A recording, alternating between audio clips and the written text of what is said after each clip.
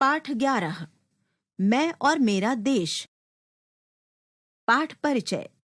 प्रस्तुत पाठ में हमारे सभ्य आचरण और व्यवहार पर ही देश की प्रतिष्ठा निर्भर करती है, ऐसा समझाया गया है।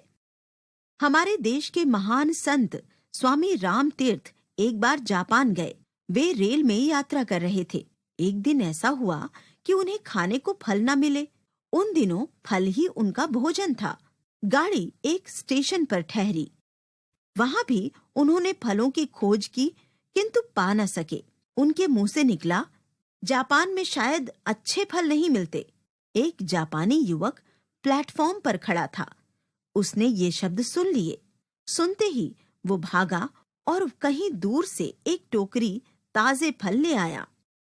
उसने वे फल स्वामी रामतीर्थ को भेंट किए और कहा, लीजिए, आपको फलों की जरूरत थी। स्वामी जी ने समझा कि ये कोई फल बेचने वाला है। उन्होंने उससे फलों के दाम पूछे, पर उसने लेने से इनकार कर दिया।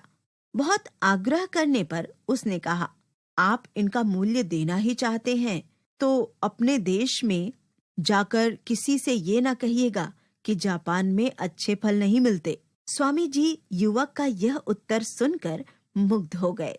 उस युवक ने अपने इस कार्य से अपने देश का गौरव न जाने कितना बढ़ा दिया। इस गौरव की ऊंचाई का अनुमान दूसरी घटना सुनकर ही पूरी तरह लगाया जा सकता है। किसी देश का एक युवक जापान में शिक्षा लेने आया।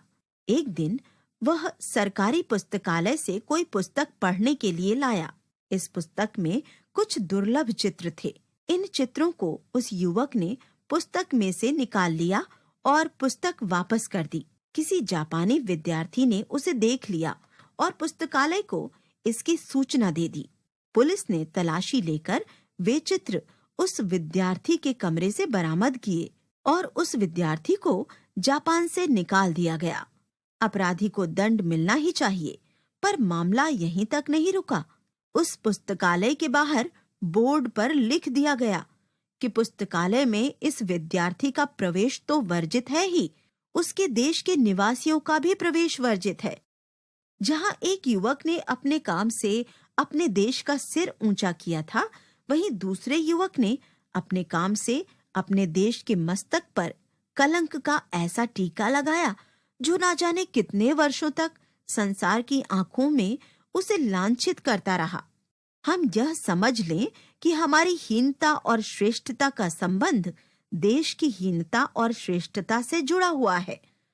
जब हम कोई हीन या बुरा काम करते हैं तो हमारे माथे पर ही कलंक का टीका नहीं लगता, बल्कि देश का भी सिर नीचा होता है और उसकी प्रतिष्ठा गिरती है। जब हम कोई श्रेष्ठ कार्य करते हैं तो उससे हमारा ही सिर ऊंचा नहीं होता, बल्कि देश का भी सिर ऊंचा होता है और उसका गौरव बढ़ता है।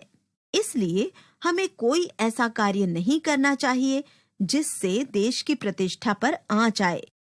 क्या आप चलती रेलों में, मुसाफिर खानों में, क्लबों में, चौपालों पर और मोटर बसों में कभी ऐसी चर्चा करते हैं कि हमारे देश में यह नहीं हो रहा है, वह नहीं हो रहा है और यह गड़बड़ है, यह परेशानी है?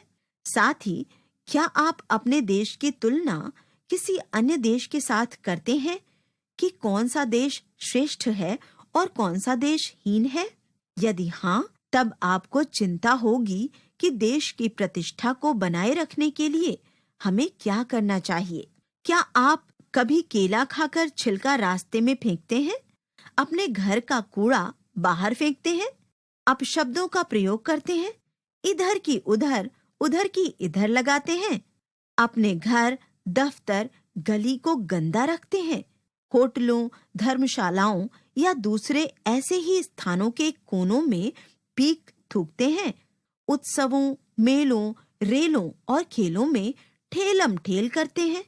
निमंत्रित होने पर विलंब से पहुंचते हैं या वचन देकर भी घर आने वालों को समय पर नहीं मिलते और इसी तरह शिष्ट व्यवहार के विपरीत आचरण करते हैं?